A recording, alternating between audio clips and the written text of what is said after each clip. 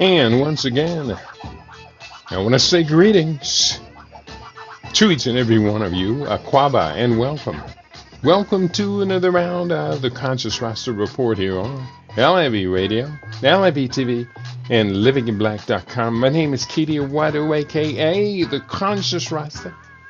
Weekday mornings, you and I get together live. We come at you from 9 a.m. Pacific Time. That's 12 noon Eastern Time, 5 p.m. GMT, and 8 p.m.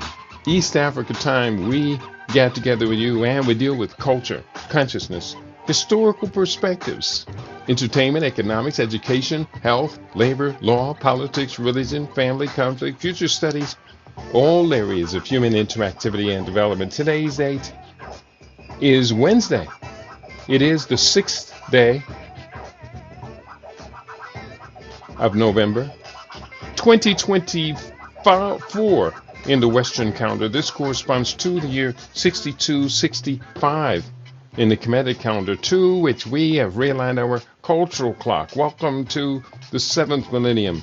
You have found your family in a peaceful place on LIB Radio, LIB TV, and livinginblack.com. Bear with me, everybody. It's been a rough morning. I have been taking my computers apart, trying to repair some technical issues, and that did require me to, do quite a bit of having to manipulate, and then I got things up and running, and then once I got things up and running, I realized I didn't have it up and running right. So what I've got to do right now is make sure that you and our You Now family get a chance to hear this broadcast. And so in just 1 second, I will have that one up and running just the way it is supposed to be. And I see my You Now family are in the house. I have the audio up, and let's get ready to rumble. As, of course, many of you know by now, the 2024 presidential election, congressional elections were a serious defeat for the Democratic Party. I'll have a guest, and we'll talk about that together. Maybe tomorrow we'll go through that. They set themselves up for a very serious defeat, and you and I should have seen it coming. We really, we should have seen it coming. But I'm not that particular concerned about it, because I did not have a dog in that race. I did not have a pony in that race. Don't blame me. I knew that they had messed up very early on, and we'll talk about that another day. But today, here's what we have on the table. We're going to continue part 2 of the chapter from the upcoming book. The book is entitled Disaster Preparedness for World Wars 5 and 6, The Untold Story of How the Global Economic and Security Order is Shaping Up for the 21st Century. Today, we continue with part 2 of our analysis of the most dangerous confrontation to face the planet in history. Within this model of the construct of World War VI, I've identified 14 recent and ongoing conflicts that is being obscured from public attention. How do we protect ourselves from something which very few of us are even aware? Examine this hypothesis and weigh the evidence presented. Judge for yourself. Are we already witnessing a 6th World War? So that is what's on the table for today. Let me just send a note out, because I don't know whether or not the Rumble page, which I tried to relaunch it a second time, I don't know whether or not that one actually got up and running. I'm looking at it, and it doesn't seem to be saying anything. So for our Rumble family, I wish I had something better to say. Let me try, see if I can find it myself. I see the Rise of BRICS Part 2, and it's supposed to be running, but it isn't running, so I'm not going to be concerned about that. I would say to those of you who want to view the program today, check it out. View today's program today's program live on my Facebook channel, Facebook page, and that is here. And so hopefully we'll have all of you with us for today. I don't know why, but it do what it do when it do what it do. Do what I do when I'm doing in the sunshine. Everybody loves the sunshine. So here we are. And we are also up on the YouTube page today. Or are we? I'm looking at StreamYard and it is not showing my YouTube page. So, when I hooked it up the second time, I did not turn on the Rumble and the YouTube. So that's why you're not seeing it in real time. I'll upload today's program. Here's what we're going to do. Let's go right into it. I'm going to begin, before we go into the chapter, I asked for several quotes. And I wanted to put these quotes up into this part of the book. And I'm just going to share with you a couple of these quotes that did show up.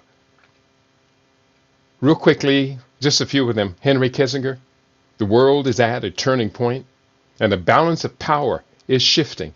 The challenge is to maintain this transition without falling into conflict. Quote 2 from Zbigniew Brzezinski.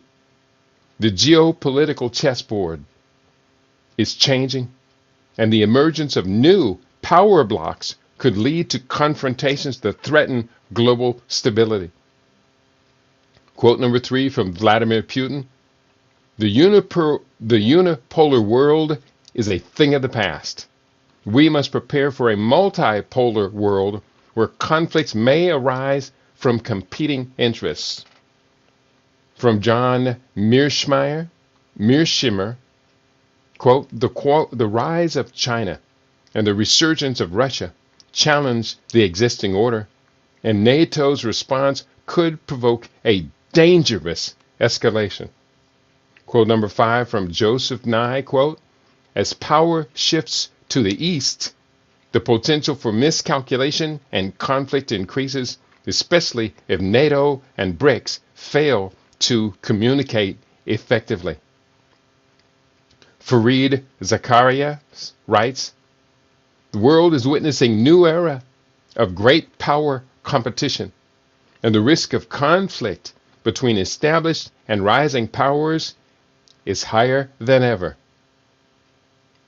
Angela Merkel said, and I quote, we must recognize the fault lines in global politics and work to prevent them from becoming the flash points of future conflicts. And the last quote I will share here is from Andrew Cheatham, United States Institute of Peace. He wrote, and I quote, the BRICS summit comes at a pivotal moment as the United States sees its decades-long dominating share of global leadership on the decline. The world is experiencing a significant paradigm shift in the distribution of global power, which will have extensive consequences for international peace and security. So that was a set of quotes. I used one of those to begin today's study, today's chapter, and I'm going to go right back into the book, and I'm going to share with you what it is that we have put together. So again, this is chapter 6. We did part 1 of this. This is a very extensive chapter. So this is now part 2. And I began with the subchapter the chapter is entitled World War VI, the Rise of BRICS Plus Resistance to Western Dominance. The subchapter I'm going to begin with today. And let me just give you the subchapters we went through yesterday, because this is a fascinating book. Yesterday was a fascinating study. Whether you paid attention or not, it was what it was. And I know this is some of the best work, political analysis that's being done for our generation. The subchapters we went through yesterday, again, the chapter World War VI, the Rise of BRICS Plus, resistance to Western dominance. Subchapter, new orbits, alliances, and fault line conflicts. The next subchapter, showdown, the West, NATO versus BRICS plus resistance. We talked about the countries involved in the NATO bloc. We talked about the countries involved in the BRICS plus bloc. The next subchapter, potential challenges and expressions of conflicts, of which we talked about BRICS plus member states with potential internal conflicts. The next subchapter, the Venezuela-U.S. rivalry and advantages for BRICS, that Venezuela is now invited to be a BRICS partner.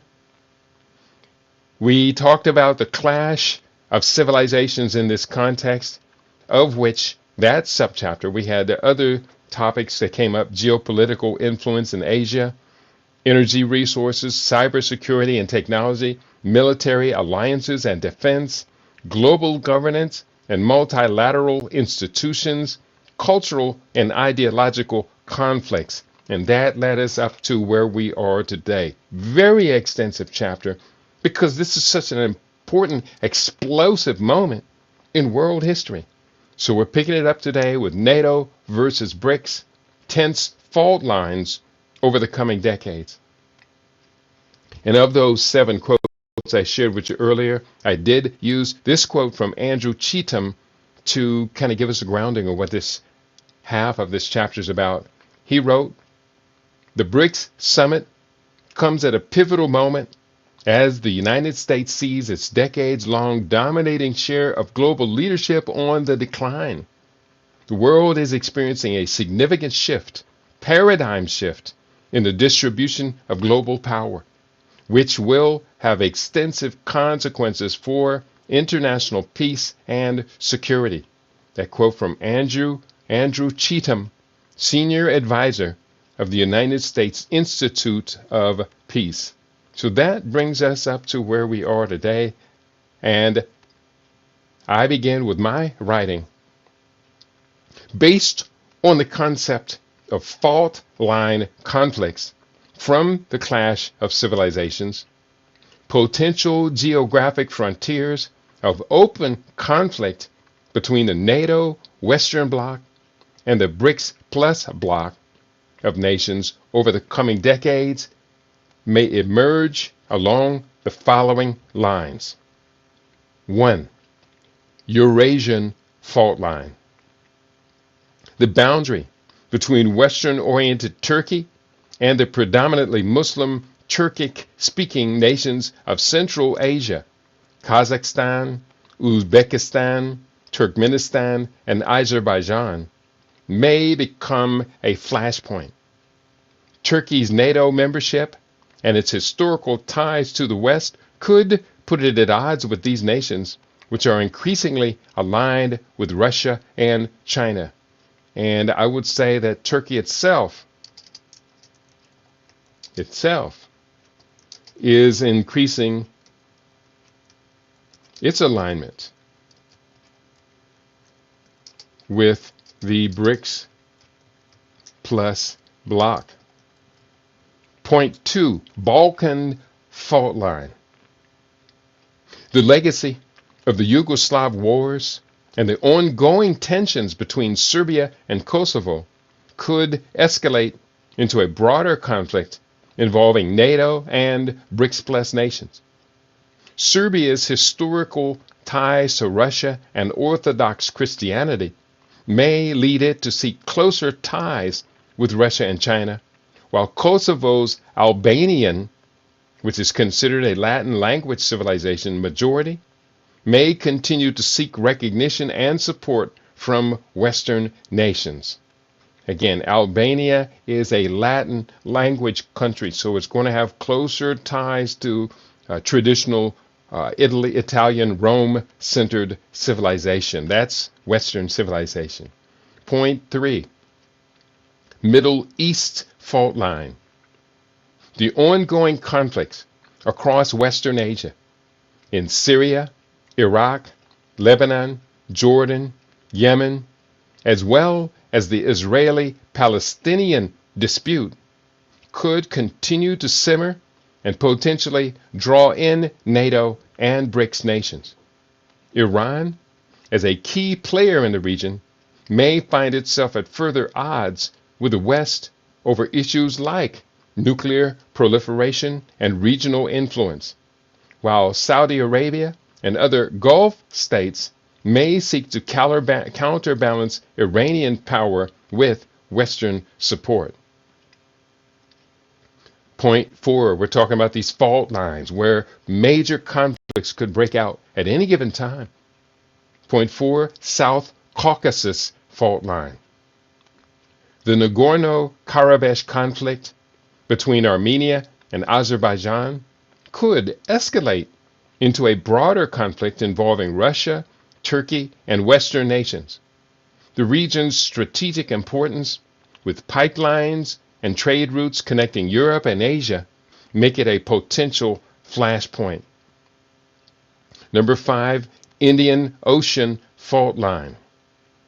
The competition for influence and resources in the Indian Ocean, the African Ocean if you ask me, particularly in the Strait of Malacca and the Arabian Sea, could lead to tensions between NATO and BRICS Plus nations. India's growing naval presence and its membership in the Quad Alliance with the US, Japan, and Australia may be seen as a challenge by China, while the US and its allies may seek to counterbalance Chinese influence in the region.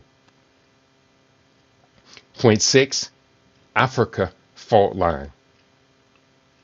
The competition for resources, influence, and territory in a new scramble for Africa could lead to direct military conflicts between NATO and BRICS Plus nations. The presence of Western powers in countries like Libya, Mali, and the Democratic Republic of the Congo may be seen as a challenge by Russia and China, which are increasing their investments and influence on the continent. These fault lines are not exhaustive, and the actual conflicts that emerge will be shaped by a complex array of factors, including local dynamics, cultural and economic interests, and global power shifts. However, by considering the historical and cultural tensions between civilizations, we can identify potential flashpoints where conflicts may arise between the NATO Western Bloc and the BRICS Plus bloc of nations over the coming decades. Samuel P. Huntington's 1993 Foreign Affairs article, A Clash of Civilizations, with a question mark, posited that future conflicts would be driven largely by cultural and civilizational differences rather than ideological or economic ones. While we would be wrong to claim that such ideological and economic tensions would cease being justification for conflict, I see much merit to in what Huntington's book claims. I've cited his book dozens and dozens of times here on LAB Radio. And if you've heard me talk about that book so many times and you're not yet ready to read it for yourself, it is what it is. Applying this framework to the potential frontiers of conflict between NATO, Western Bloc, and the BRICS Plus bloc, several regions and issues could become flashpoints. These regions include Eastern Europe. The ongoing tensions between NATO and Russia, particularly in Ukraine, could escalate. In addition to the Black Sea region, the Baltic states and other Eastern European countries might also become areas of contention. Point 2, territorial disputes in the South China Sea. China's territorial claims and military presence in the South China Sea, including the reclamation of Taiwan, could lead to conflicts with Western aligned nations and the U.S. Navy, which seeks to ensure, quote, freedom of navigation, unquote, in the region. And of course, their idea of freedom of navigation is quite distinct when it comes to the Monroe Doctrine and the U.S. dominance for much of the past 2 centuries in the Western Hemisphere. Point, the Korean Peninsula. With no clear ending to the 1950 Korean War, escalating conflicts could cause an explosive outbreak of violence, potentially leading to nuclear missile exchanges, our worst nightmare. The Middle East. Much of the West Asian region remains a volatile hotspot due to its strategic importance and energy resources. Conflicts involving Iran, a key BRICS Plus member, and its influence in Syria, Iraq, and Yemen could draw in NATO countries. The antagonistic presence of the Zionist state of Israel as a proxy military force of several Western powers is perhaps the most dangerous powder keg in the world.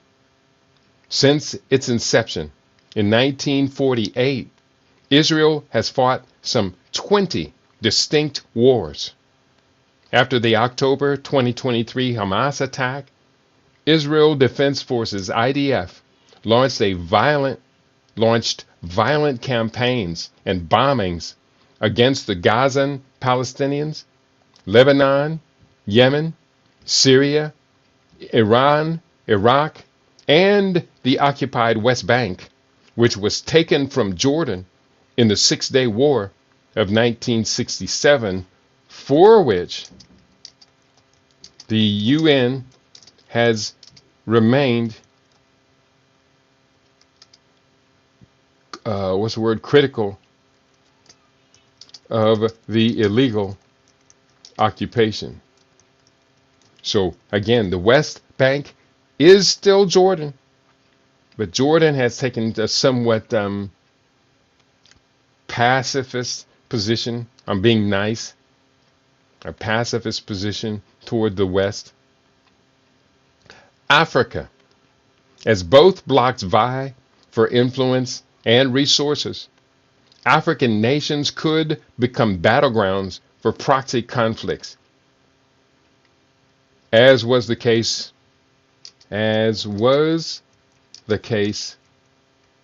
during the so-called Cold War, which I'll put in parentheses, World War III. China's significant investments and Russia's military partnerships with African states can be expected to continue to clash with Western interests. Latin America. Countries like Brazil, a BRICS Plus member, could become focal points of geopolitical rivalry, especially if they align more closely with China and Russia against U.S. influence in the region. And I would say, as well as Venezuela.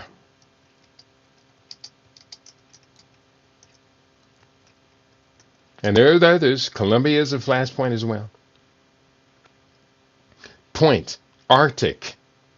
Melting ice caps are opening up new shipping routes and resource opportunities, leading to potential conflicts over territorial claims and control between NATO countries and Russia. So that completes the subchapter entitled NATO versus BRICS Tense Fault Lines over the Coming Decades. The next subchapter of this chapter is the global burden of the dominant U.S. dollar. Now, here's where it starts to get even more interesting. Now, with this election that is just taking place, and I don't think any of us should underplay the catastrophic impact or the Democratic Party, the Democratic Party may just have canceled itself out. And the Republicans now, we'll know later in the week, the Republicans could very well likely be dominating the executive, the congressional, and the Senate. And they have been dominating, or that conservative right wing has been dominating the Supreme Court. So essentially, you have a total takeover of U.S. government agencies by this political ideology that we recognize as the Republican Party. But it's not the Republican Party, because remember, Dick Cheney and Liz Cheney, other Republicans opted for the losing party. So this is going to get real interesting. What I am saying here today, this is far more banging dangerous. I don't cuss. Far more banging dangerous than just a political education. What we're talking about today, than a political alignment, far more dangerous, far, far, far more dangerous for the entire world. It's the most dangerous period I've seen in my life. And the Cuban Missile Crisis was then, and the assassination of John Kennedy was then the most dangerous period of my life. The whole presidency of Kennedy going into Johnson was extremely dangerous. Now we're talking about the global burden of the dominant U.S. dollar. In the aftermath of World War II, with the economies of Europe's major powers in shambles, and the USSR and Japan seriously damaged due to extensive infrastructure destruction, as well as losing a large percentage of their workforce as war casualties, the relatively unscathed U.S. infrastructure allowed the nation to emerge as the world's top economic dog. Oh, power, I should say. Do I say dog or power? Top economic power. And I'll put in parentheses dog. Maybe I'll change it later. Maybe I won't. The sustained momentum of a huge war production machine naturally transitioned into production for domestic consumption and massively expanded trade. This was especially true concerning U.S. exports into the wealthy countries, where their industrial capacity was a casualty of the war. It was in this period of recovery that it was decided at the Bretton Woods United Nations Organizing Conference that the U.S. dollar was determined to be the international trade currency. According to the Bretton Woods system, the U.S. dollar was set at a fixed rate of $35 per ounce of gold, long the standard for national currency and trade.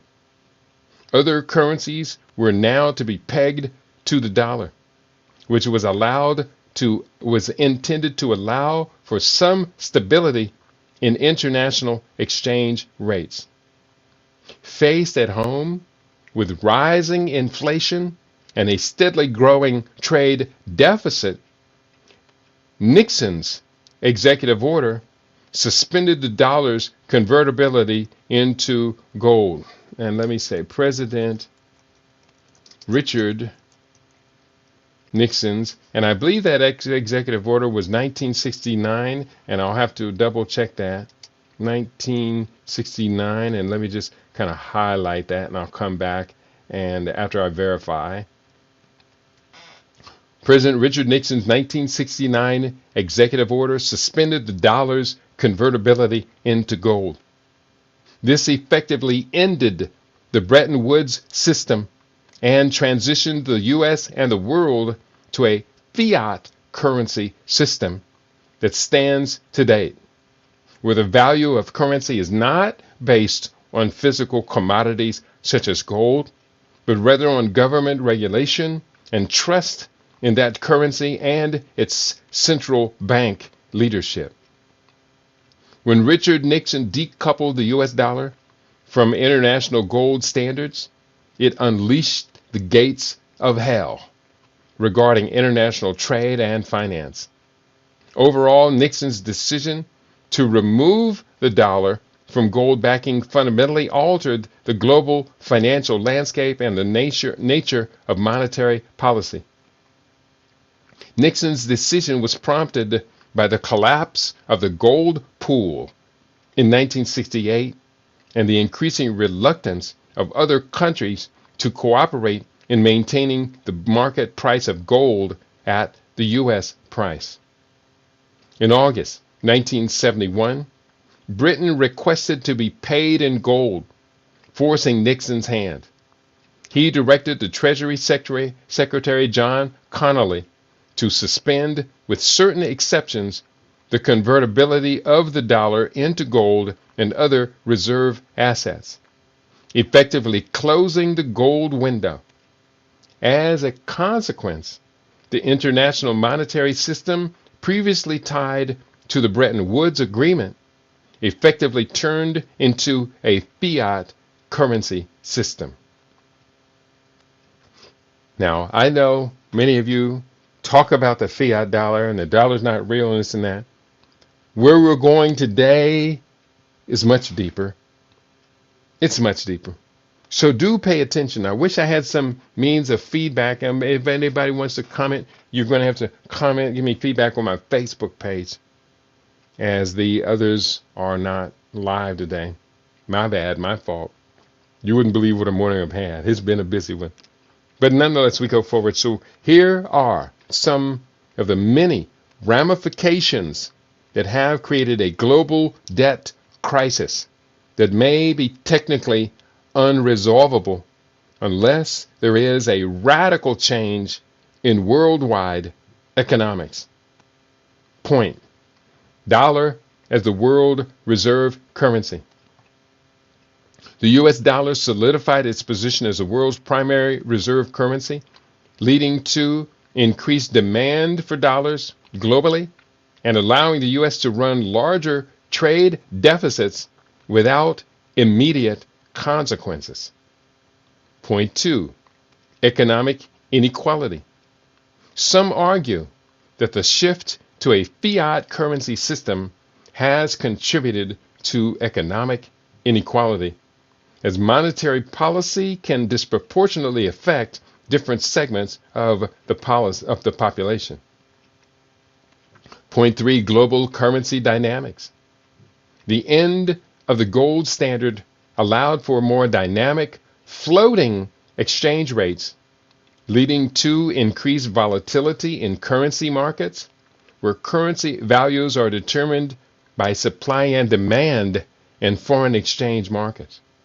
The U.S. dollar became the world's primary reserve currency, allowing it to assert its trade dominance and influence global economic trends. Now, think about it. When the world is trading in U.S. dollars, and it's still going on, even though other systems are coming into place, we'll get to that shortly. When the world is trading in U.S. dollars, then let's say Saudi Arabia wants to trade oil with China. Well, the Saudis have to convert the value of their oil into U.S. dollars. And then China has to come up with the U.S. dollars to transfer to Saudi Arabia in exchange for the oil. And then Saudi Arabia, wanting to use those U.S. dollars they got in that trade for domestic issues, would then, if it wants to convert that to the real, would then have to convert those U.S. dollars into the real. So therefore, China, when they purchase the U.S. dollars using the renminbi, they have to pay a fee for purchasing those dollars. They then transfer those dollars to Saudi Arabia, who then, wanting to convert that back into their local currency, have to pay a fee as well. So despite the fact the U.S. had nothing to do with that trade, it got paid by both sides of that trade. But wait a minute.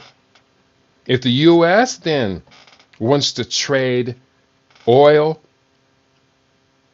or let's say if the U.S. wants to trade oil, let's say if the U.S. wants to trade military hardware with Saudi Arabia, then it expects Saudi Arabia to pay for that hardware, not with oil. U.S. produces oil with cash, U.S. dollars, for which Saudi Arabia has to convert into cash its taxes into cash, and therefore pay a fee on that conversion. But when the United States accepts that, they don't have to charge the United States to convert that cash, even though we make the assumption billionaire class and the military industrial class skims off the top. So therefore, the U.S. has a doubly unfair advantage in international trade when they have to trade in the dollar, because the U.S. doesn't have to convert in and out of the dollar for those trades. You see how just fundamentally unfair this system has been, and why the United States is so wealthy and opulent now, has been so wealthy and opulent, but now, because they got greedy, because they couldn't detach from that greed and avarice, it's the biggest, by far, the biggest debtor nation in the history of humanity. A debt that they could never buy down to zero. U.S. federal government could never, ever, ever, let alone the entirety of the private sector, could never pay off its debt. And it's getting worse exponentially. Every 4 years, it's significantly worse. This is a mess. I tell you, talking about World War VI, I'm right on the verge of relaxing my rule of I do not cuss. But this is horrible, people. This is absolutely horrible. I hope somebody's listening. I'm not going to check all the different sites because things got kind of thrown off today. I'll put them up after the recording. Next point, increased national debt. I guess I just went to the very same point with my tirade. Next point, and we're talking about the global burden of the dominant U.S. dollar, including increased national debt. The ability to print money without the constraint of gold reserves enabled the U.S. government to run larger deficits, contributing to the accumulation of national debt over the decades and sparking similar debt cycles around the world. Point, inflation and economic policy. The removal of the gold standard contributed to periods of high inflation in the 1970s, known as stagflation, where inflation and unemployment rose simultaneously. Central banks, including the Federal Reserve, adjusted their monetary policies in response to these stagflation challenges. This constriction lasted until the early 1980s. Point, shift to fiat currency. The U.S. dollar became a fiat currency, meaning its value is derived from the trust and confidence of the people who use it rather than a physical commodity. This allowed for greater flexibility in monetary policy. Speculation. There was growing speculation against the dollar, with foreign investors and governments concerned about the U.S.'s ability to maintain the gold peg. And of course, the speculation, the Forex speculation, has gone buck wild since then. It's just gone buck wild. Next point, stagnating economic cycles. The shifts contributed to periods of high inflation in the 1970s, known as stagflation. I mentioned this earlier, where inflation and unemployment rose simultaneously, challenging traditional economic theories. Trade deficits. The U.S. was experiencing significant trade deficits, leading to a depletion of gold reserves as foreign governments exchanged dollars for gold. The decision to remove the dollar from its gold-backed status marked a significant turning point in economic history, shaping monetary policy and international finance for decades to come. And this shaping is still going on. We continue. The next subchapter is entitled the BRICS plus empire strikes back. I always try to keep my mind open to research that contradicts that which I have come to accept as accurate in determining future trends and impactful global patterns. As such, I spent some time perusing an article that was published by Bloomberg News, October 22, 2024. So just about 2 weeks ago, this article appeared. Again, this article did not agree with my perspectives, so I took some time and examined that article. Written by Jennifer Soar, this report, entitled 3 Reasons the Dollar Can't Be Dethroned as the World's Dominant Currency, according to Morgan Stanley, shared a few key points with which I firmly disagree. The key points, and this is excerpted from the article: de-dollarization efforts won't do much to dethrone the dollar, Morgan Stanley said. There are no true alternatives to holding the U.S. dollar at the moment, Morgan Stanley strategists said. The bank pointed to 3 reasons why de-dollarization fears are overblown. The dollar's status as the top currency of central banks and for international trade probably isn't fading soon, according to Morgan Stanley. Now, those first 3 were just kind of highlights of the article, and now it's getting into the article. The investment bank pointed to fears that the U.S. dollar could eventually be dethroned as the world's top held and most widely used currency. Rivals like the Chinese yuan or the Japanese yen, or even a shared BRICS currency, could disrupt the dollar's stats, some commentators have warned. But there are key reasons dollar dominance isn't going away anytime soon, Morgan Stanley strategists said. Which currency would you want to own when global stock markets start to fall and the global economic tends to head into recession? Do you want to be positioning in the U.S. dollars? You want to be positioning in U.S. dollars, they said. Again, you want to be positioning in U.S. dollars because that has historically been the exchange rate reaction to those kind of events, unquote. James Lord, the bank's head of FX strategy for emerging markets, said in a recent podcast.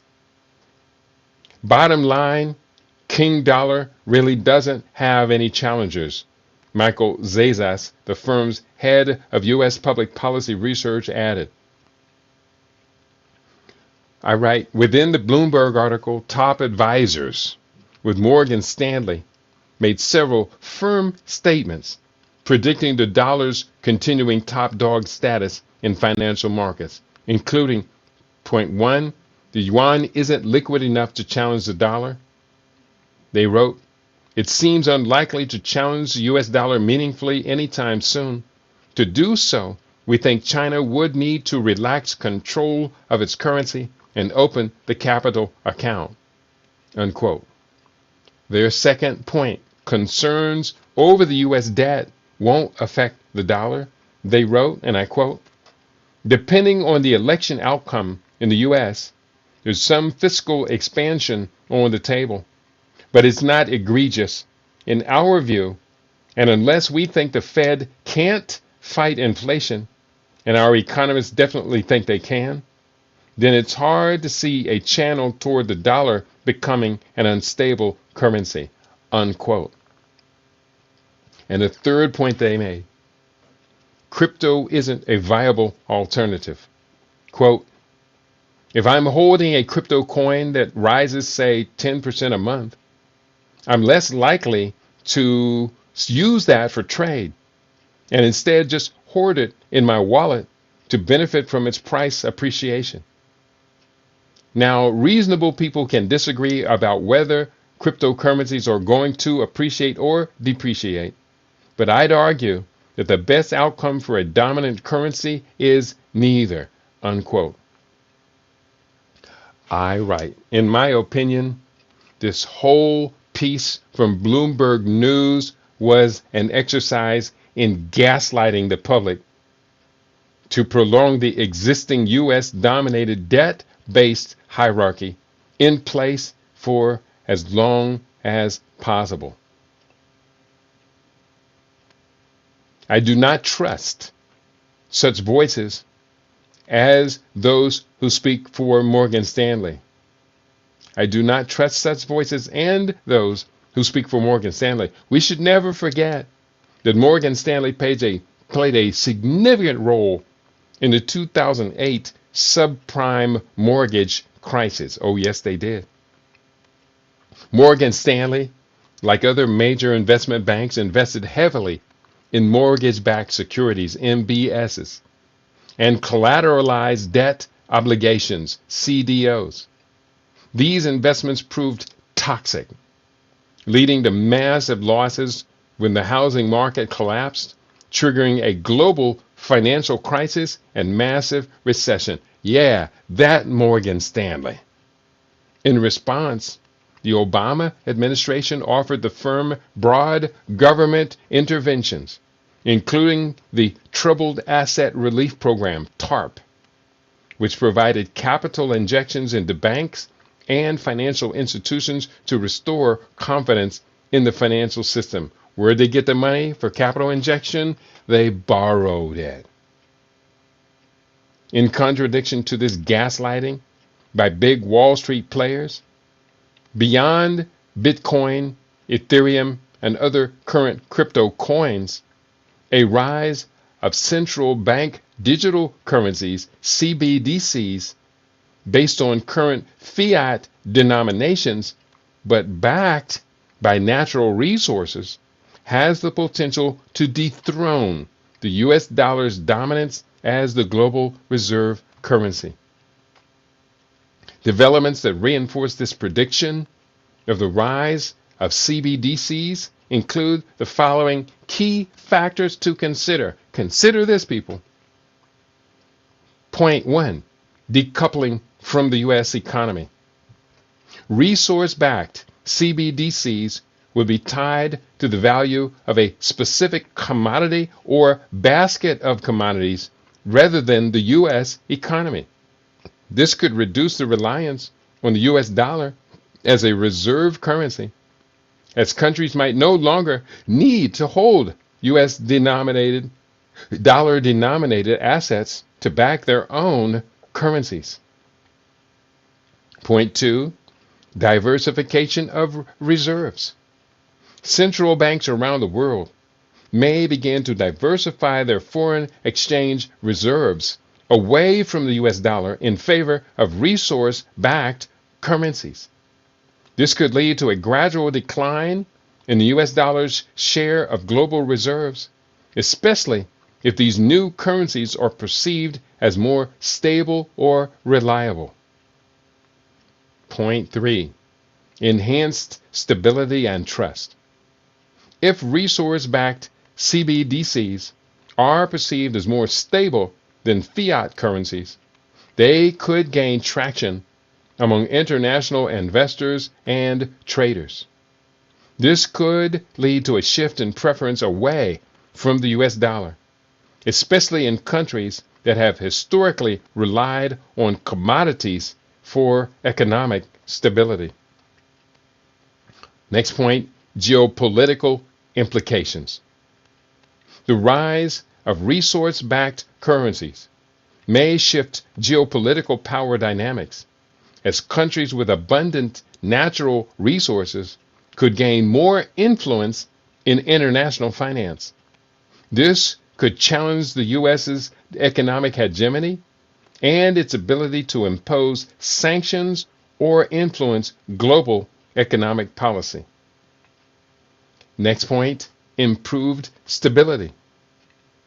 CBDCs, by design, will be backed by a tangible asset, which could provide greater stability and reduce the risk of currency fluctuations. This could make them more attractive as reserve currencies, potentially at the expense of the United States dollar. Point: increased competition. The emergence of CBDCs could attract investors seeking stable, commodity-backed currencies. This competition could lead to a diversification of reserve holdings, potentially reducing the dollar's share. Next point: inflation and monetary policy. If resource-backed currencies, central bank digital currencies, are perceived as more stable, it could put pressure on the US dollar, especially if inflation in the US rises.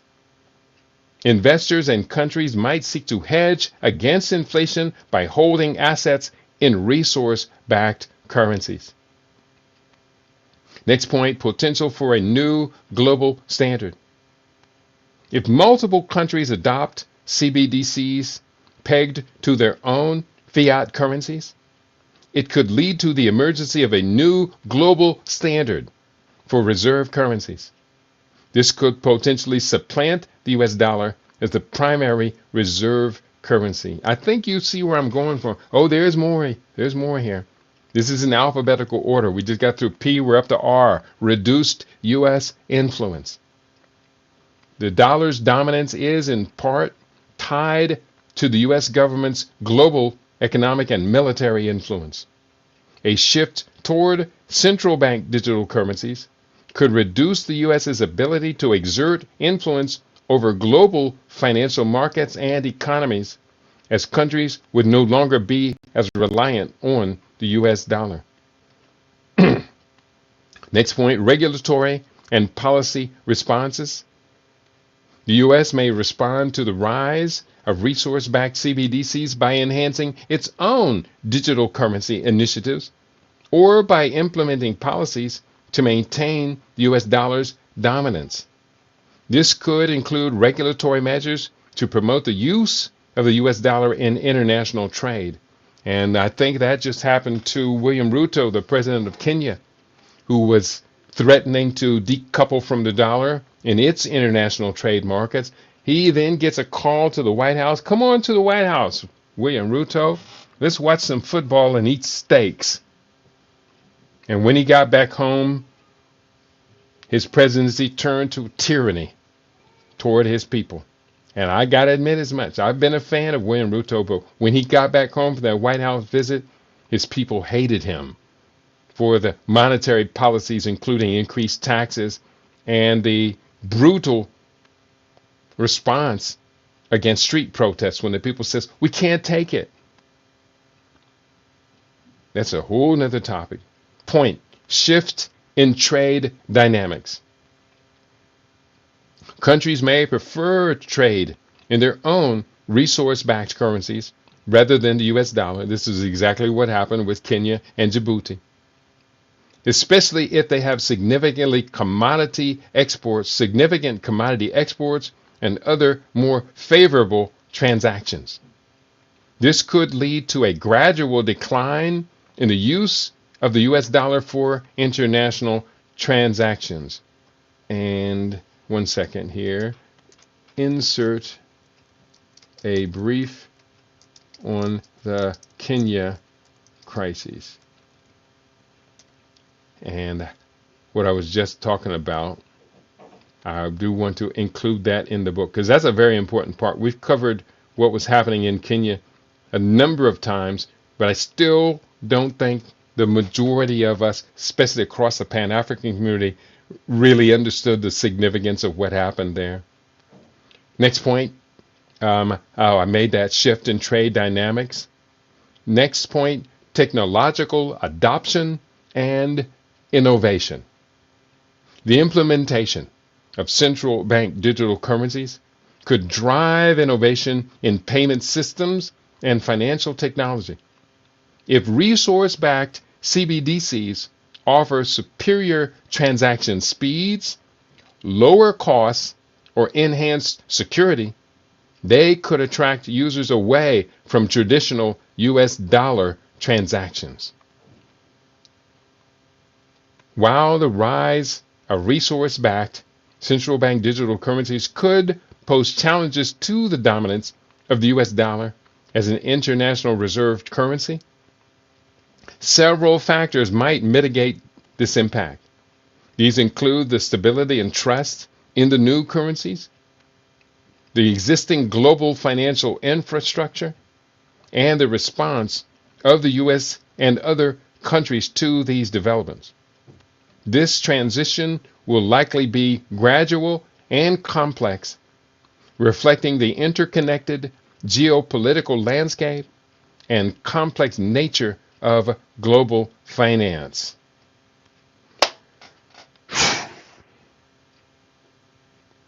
We're on a roll. Let's just keep going. Somebody out there, I know you're not hearing it in real time, but if you can, drop me an email. Kitty at, no, that email is unfortunately not working right now. Kitty, O-B, K-E-I-D-I-O-B at yahoo.com. Drop me an email. Let me know what you think about what we're talking about today. And I'll try and get my other email back up and running. I've got so many mini crises around here to resolve at one time. It's like I could be 6 people.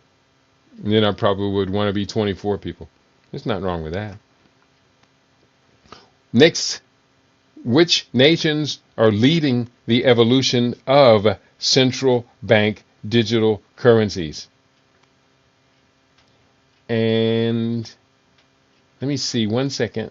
I gotta go back, make sure that I was talking, because I was talking about the Empire Strikes Back, and then I needed to go to cryptocurrencies. Bear with me here. Yeah, I gotta put in a subchapter to distinguish from this gaslighting. And here, put in one: resource-backed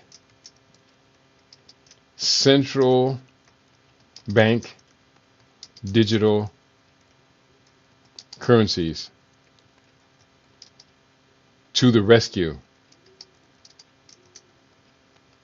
Yeah, there you go. That's another subchapter, because that whole section I just read was very, very important. I hope you do realize that. So, going forward, where we at next? Which nations are leading the evolution of CBDCs?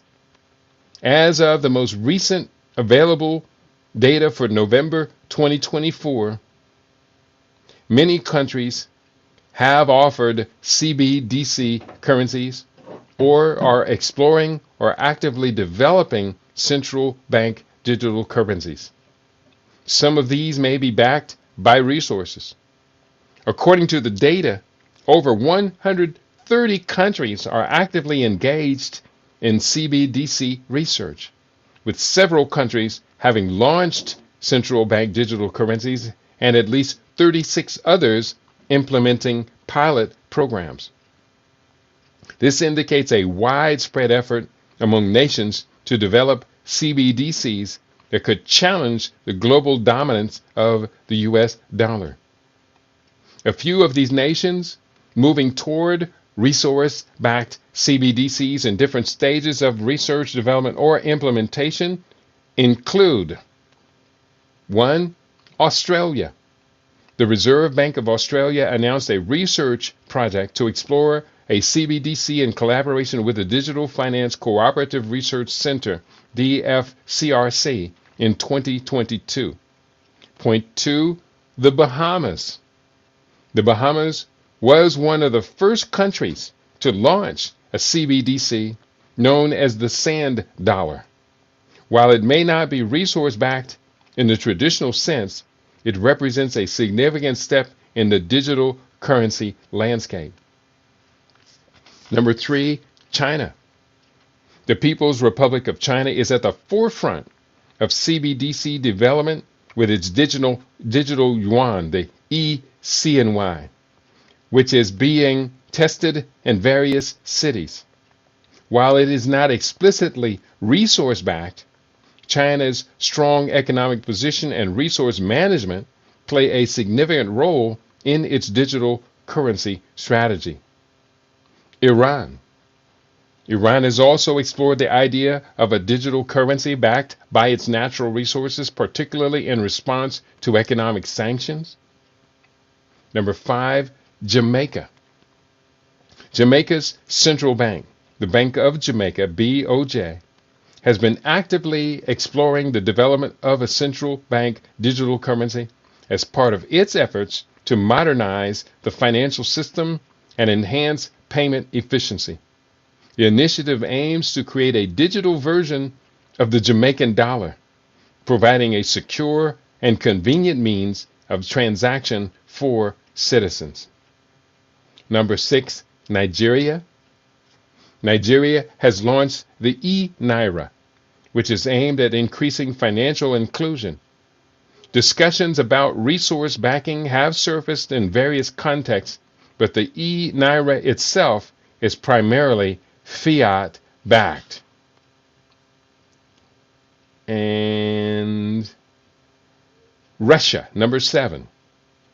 The Central Bank of Russia has been exploring the concept of a digital ruble, and there has been discussion about potentially linking it to resources like gold or other commodities. Number 8, Zimbabwe. Zimbabwe has launched a gold-backed digital currency called ZIG, Zimbabwe Gold-Backed Digital Token. Introduced by the Reserve Bank of Zimbabwe in May 2023, ZIG aims to provide a stable store of value amidst hyperinflation and currency devaluation. Users can exchange physical gold coins for ZIG tokens, which can be used for transactions and as collateral for loans. And number 9, other countries. Several other countries, including Sweden, the e-krona, the European Central Bank, digital euro, and some Caribbean nations are in various stages of CBDC development and deployment. Some are exploring resource backing, but at present details are limited and subject to change.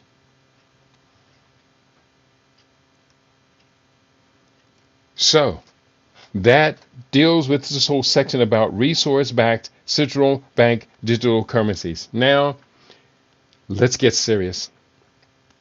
This next subchapter of the chapter entitled World War VI, the Western NATO bloc versus the BRICS Plus bloc. The next subchapter called World War VI goes hot. As I write, at the beginning of October 2024, World War VI remains in the early stages of going hot and has reached a phase of ever more rapid expansion. News headlines of recent years highlight these expanding conflicts. 1. Central African Republic Civil War. Since the start of the Civil War in 2012, France supported the government forces against Muslim Seleka rebels and mostly Christian anti-Balaka militias. Due to various grievances, the French were expelled and replaced by a Russian mercenary force, the Wagner Group, while the African Union, AU, led by Rwanda, deployed a peacekeeping force to assist in stabilizing, not destabilizing. Again, the AU, led by Rwanda, deployed a peacekeeping force to assist in stabilizing the country and protecting civilians. The AU's multi-dimensional integrated stabilization mission in the Central African Republic, MINUSCA, aims to support peace efforts and protect vulnerable populations. Casualties are estimated at over 20,000, with significant displacement and humanitarian crises. Number 2, Colombian Civil War. An ongoing remnant of the Cold War has persisted since the 1960s and involves government forces, the Revolutionary Armed Forces of Colombia, FARC, and the National Liberation Army, ELN. U.S. military support has aided the federal government's military efforts. Estimated casualties exceed 220,000, with millions displaced due to violence and conflict-related issues. Number 3, the Mali Civil War / terrorist insurgency. The Mali Civil War, starting in 2012, involves government forces, Tuareg rebels, and Islamic groups like Ansar Dine and Al-Qaeda in the Islamic Maghreb. A terrorist insurgency has escalated since 2015 as forces from France, the UN, the US, and the European Union and other African nations joined the war. Estimated casualties exceed 30,000, with thousands more displaced and ongoing violence affecting civilians and military personnel.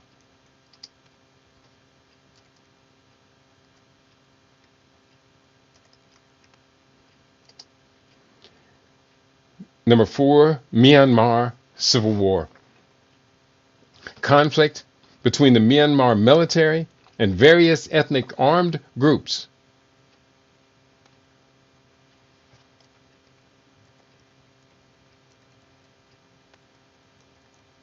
Again, conflict exists between the Myanmar government and various ethnic armed groups.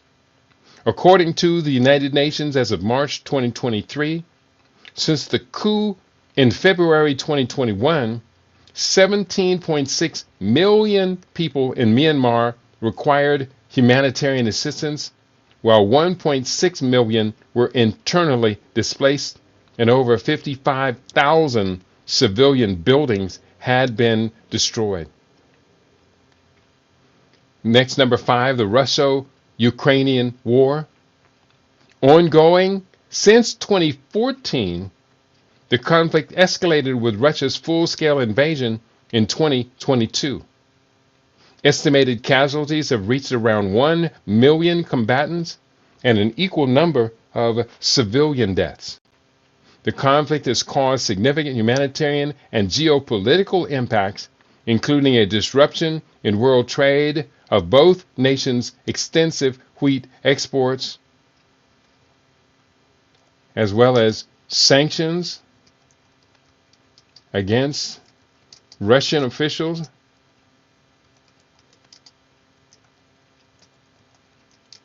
and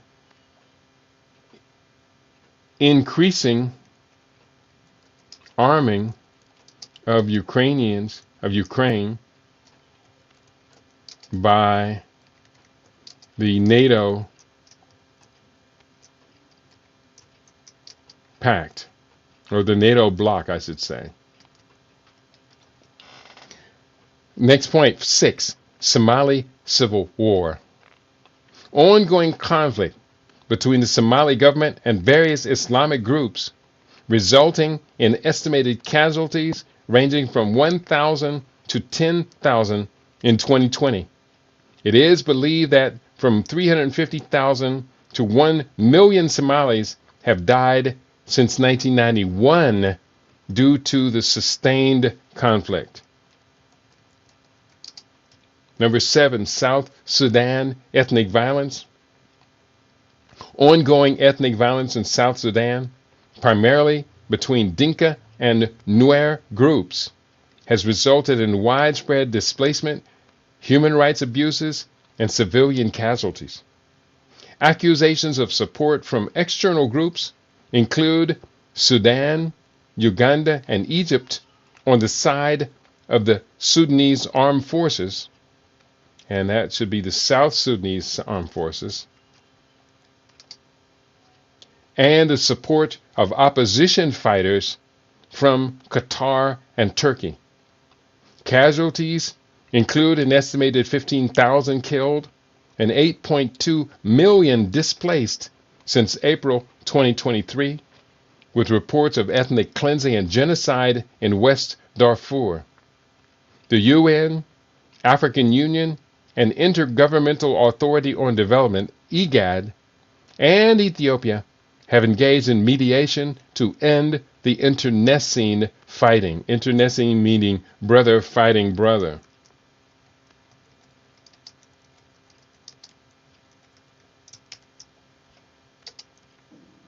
Number 8, the Syrian Civil War. The Syrian Civil War involves the Syrian government, opposition groups, Kurdish forces, the SDF, ISIS, Hayat Tahrir al-Sham, and foreign actors like Russia, the US, and Turkey. Estimates of the total number of deaths in the Syrian war range between 580,000 as of May 2021 and approximately 617,910 as of March 2024. Number 9, the Mozambique insurgency. An ongoing Islamist insurgency in Cabo Delgado province, Mozambique, began in 2017 and has been waged by militant Islamists and jihadists seeking to establish an Islamic State in the region. The Mozambican government, with support from external nations including the US, South Africa, and other African nations, has been fighting against these jihadists. Between October 2017 and March 2021, ISIS Mozambique attacks killed more than 1,300 civilians. The insurgency has also displaced hundreds of thousands of people. Number 10, Libya Civil War. Fighting in the prosperous North African nation began in 2011 and persisted through 2020, resulting from a conflict between the forces loyal to Muammar Gaddafi and rebel groups seeking to overthrow him. The war resulted in an estimated 20,000 to 30,000 casualties, including the brutal assassination of Muammar Gaddafi. External nations involved included France, Britain, and the United States, which intervened militarily in 2011, as well as Egypt, the United Arab Emirates, and Qatar, which supported various factions. Additionally, my research highlighted the following conflicts that were expected to escalate or continue into much of the decade, including 1, the Yemen Civil War, ongoing conflict between the Yemeni government and various Houthi rebels with potential spillover from heightened U.S.-Iran tensions, I would say from heightened U.S.-Israel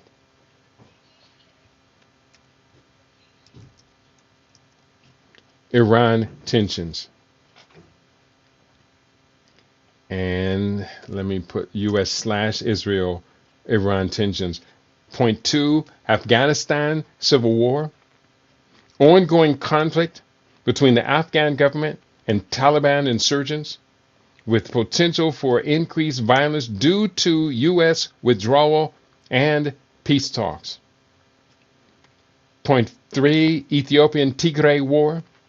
The escalation of the conflict between the Ethiopian government and Tigray regional forces, resulting in significant human rights abuses and displacement. And I'll have to put some more notes on that one because, according to my analysis, the United States was largely provocative in inflaming that conflict between Ethiopia and Tigrayan region. The next point, Nagorno-Karabakh conflict. Ongoing conflict between Armenia and Azerbaijan over the disputed region with potential for renewed violence. We talked about that earlier, how one side was being supported by Slavic Orthodox Christian support and the other side supported from Albania, which is in orbit of the Latin nations, and that meaning in the NATO orbit. Considering the nature of these identified conflicts, I argue that they do constitute an interrelated, violent, and symbiotic example of what would be logically described as a world war. I want to repeat that sentence because it's very important for the entirety of this chapter, entirety of this book. Considering the nature of these identified conflicts, I argue that they do constitute an interrelated, violent, and symbiotic example of what would logically be described as a world war. These conflicts emerge out of unresolved conflicts of previous wars concerning imperial trade, hegemony, resource competition, religion, economic ideology, civilization rivalry, and strategic military alliances. Increasingly, these conflicts carry a heavy load of corporate and wealth imperatives, thus linking this emergence of World War VI to the concurrent global conflicts that operate under the banner of World War V. However, there are still more dangerous black swan events that face the world that might further exacerbate these deadly conflicts. It cannot be ignored or overlooked in presenting this untold story of how the global economic and security order is shaping up for the 21st century. So next we talk about black swan events could impact global security. Black swan events are characterized by their unpredictability and potential for significant consequences, making them critical considerations for global security planning. Here are some examples that could impact global security. Again, black swan events, they're unpredicted. They just happen in a moment out of nowhere, not expected, planned for, but we do have to respond to them. They include, number one, artificial intelligence misuse. The development of advanced AI technologies that are misused for malicious purposes, such as autonomous weapons or surveillance systems, could pose significant security risks. Point two, climate catastrophe. Extreme weather events or rapid climate change leading to a sudden rise in sea levels or ever more extreme weather patterns could lead to widespread disruption, destruction, displace millions living in vulnerable coastal regions, and lead to disruptive resource scarcities. Point three, coronal mass ejections. As the sun's magnetic field erupts in powerful solar flares, the electric grid faces a hidden threat. These intense bursts of energy can induce geomagnetically induced currents, GICs, in power lines, transformers, and other electrical infrastructure, potentially causing widespread blackouts and damage. Number four, cyber attacks. 1 second here. Let me wet my whistle.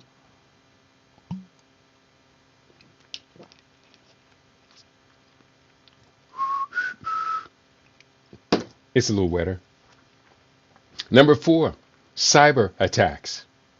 A large-scale cyber attack on critical infrastructure could cripple essential services such as power grids, financial systems, or water supplies, causing economic chaos and endangering lives. Number five, economic crises. A sudden and severe global economic downturn triggered by factors like a major financial crisis or the collapse of a significant economy could lead to increased global economic instability, unemployment, social unrest, crime, and political instability. Number 6, electrical grids disruption. Electrical grids can cripple critical infrastructure, cause economic instability, incite social unrest, hinder communication, and compromise military operations, leading to increased vulnerability to attacks and potential international tensions, ultimately destabilizing global security dynamics. Black swans continue. Number 7, geopolitical conflicts. Unexpected escalations in tensions between major powers, such as a direct military confrontation between NATO and Russia, could lead to widespread conflict. Number 8, geopolitical. Oh, that was the same one. Geopolitical conflict. Sorry about that. I just didn't edit that. Number 8, mass migration crises. A large-scale migration event caused by war, climate change, or economic collapse could strain resources in host countries and lead to social and political tensions. I think we're already seeing that happening in the United States with the southern border, a mass migration crisis. It's about to get interesting, y'all. It's about to get crazy. Number 9, natural disasters. Severe natural disasters such as earthquakes or tsunamis could destabilize regions, leading to humanitarian crises and security challenges. Number 11, nuclear conflict. The escalation of tensions between nuclear-armed nations could lead to a catastrophic conflict with devastating consequences. The detonation of a nuclear device by a terrorist group in a major city could lead to widespread panic, loss of life, and geopolitical instability. Number 11, pandemic outbreak. A sudden outbreak of a highly contagious and lethal virus that spreads rapidly across the globe could overwhelm healthcare systems, disrupt economies, and lead to social unrest, as we have just seen with the blah, blah, blah, blah, blah pandemic. And I will say real or imagined. Number 12, political upheaval. Sudden changes in government or political instability in key regions could lead to conflict and humanitarian crises. Number 13, resource scarcity. A sudden depletion and competition for scarce and critical resources such as water, food, energy, or rare earth minerals due to environmental changes or geopolitical tensions could lead to conflicts over access and control. Number 14, space-related events. An unexpected event in space, such as a large asteroid impact or a significant solar flare disrupting satellite communications, could have far-reaching effects on global security. Number 15, technological disruptions. Rapid advancements in technology, such as artificial intelligence or biotechnology, could have unforeseen consequences on security dynamics. Number 16, terrorism. A major terrorist attack with significant casualties could alter public perception of security and lead to changes in policy and international relations. Such a violent attack could be the result of external hostilities or result from homegrown terrorists. I would say here 911 gave us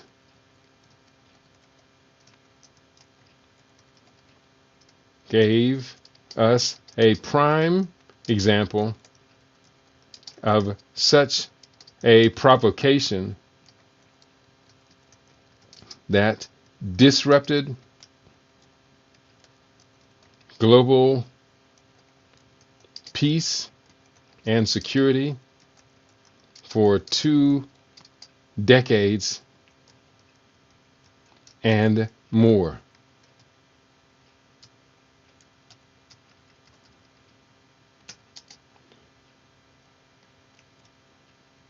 By definition, black swan events are unpredictable and could potentially have far-reaching impacts on global security and stability. There is no way of predicting them or predicting when they will happen. However, there is no doubt that each decade will present numerous disruptive challenges. This requires the prudent among us to have strong and resilient disaster preparedness systems in place.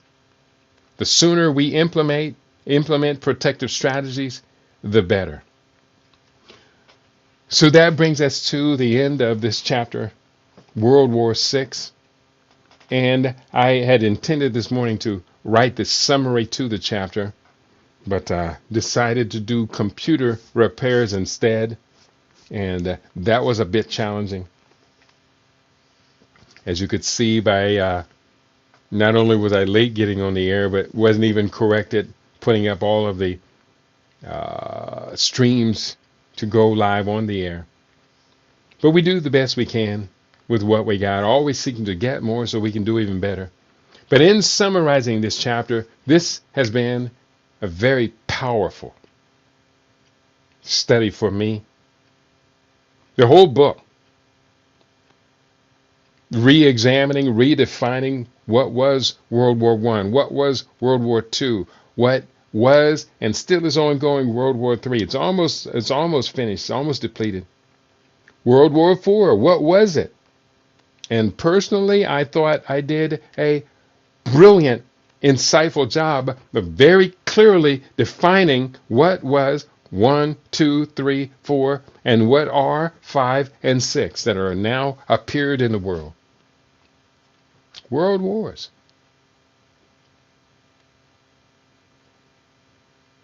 As you can tell, this is really quite distinct from that blather you get from corporate controlled media.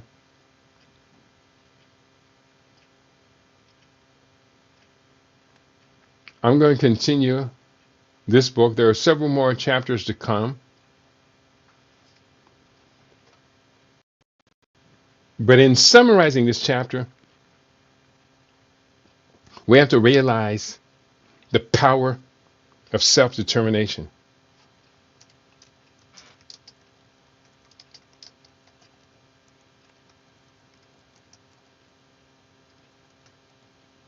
Kujichagulia.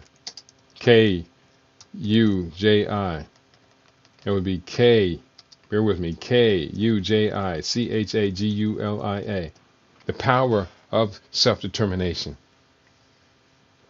And it also brings us to fully realize the dangerous time, the profound danger of this time. To also another key critical point, and this is a very, very dangerous time. Dangerous for not only the outbreak of world wars, but dangerous in you just go to the grocery store and quite likely you may load up your shopping basket with food that can take you out. Just grocery shopping is a life-risking endeavor. It may not kill you quick, may not kill you quick, but it will kill you nonetheless. So once we start to realize this, then we start to put defenses and protective measures into place. Once we start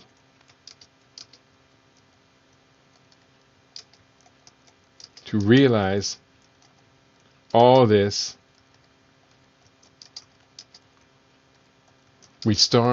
we can then put protective measures into place. And unless and until we do that, nothing else matters.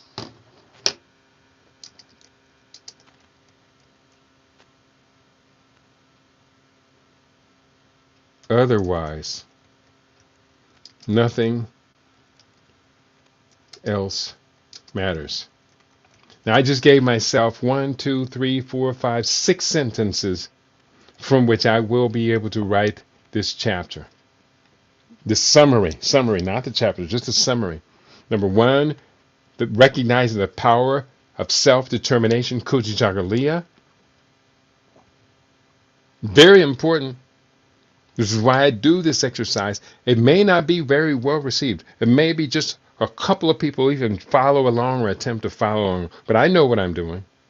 There's no doubt about it. I know what I'm doing. I know the context of what this research is. It may be the generation that comes after me or 30 years from now that people finally say, because people are looking at my books from the 1990s and saying, damn, man, you hit that one out of the ballpark. It's still relevant what you were exposing back then.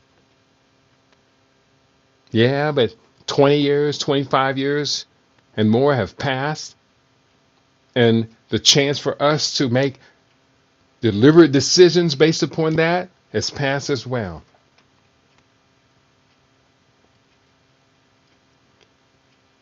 The value of analysis can often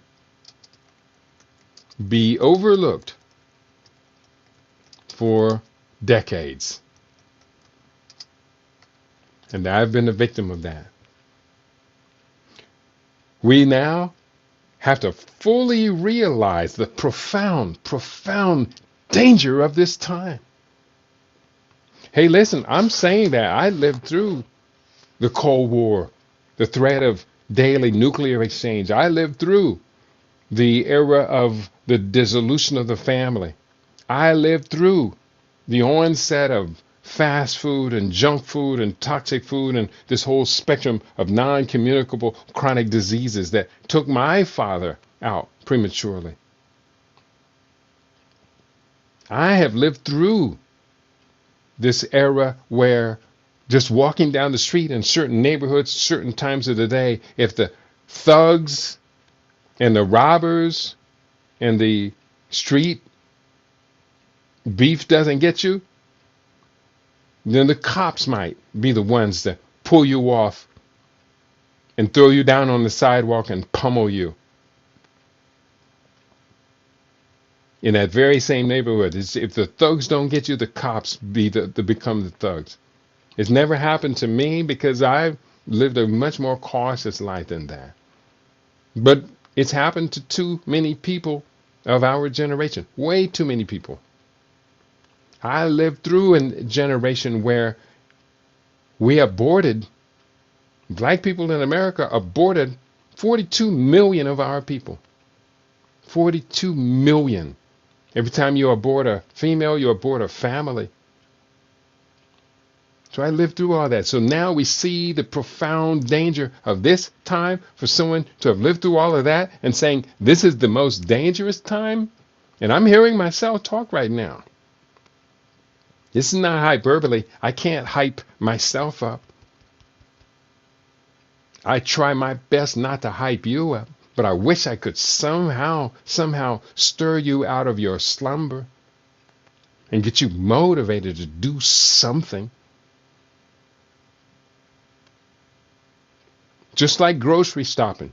You may not want to become a conscious eater, a vegan, a vegetarian, plant-based. You may not want to do that, but I can assure you this much. I'll follow you through the aisles of the grocery store and watch what you put in your basket. And I will be able to prove to you that stuff that you're eating is contributing to your cardiovascular disease, your increasing risk of cancer. Now we're at the point where over 2 out of 5 people in America are expected to get cancer in their lifetime.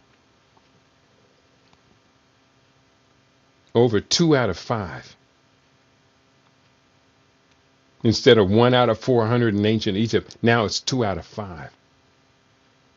I will follow you through the grocery store and show you that all those highly processed chemicals that you, in reading the label, if you do read the label of anything, can't even pronounce these words. Why? Because it's not food. It's chemistry masquerading as food. And what does that do to your body? Well, your cells know the difference between real food and chemicals masquerading as food. So the cells are undeniably going to become aberrant. You've trained them to become aberrant. Your mouth and your brain have betrayed your cells, and you wonder why you just can't get healthy and can't disconnect from that healthcare matrix, which has been rising at the expenses of 7 to 9% interest or increased cost per year, 3 to 4 times or more above the cost of natural consumer inflation. You want to disconnect from that matrix, but you don't want to try anything different. That doesn't make much sense at all, does it? So once we start to realize all of this, then we can put protective measures into place. Well thought out protective measures. Well deliberated. And it's a good thing that we put protective measures into place. And so nothing other than that, other than resolving these things, nothing else matters.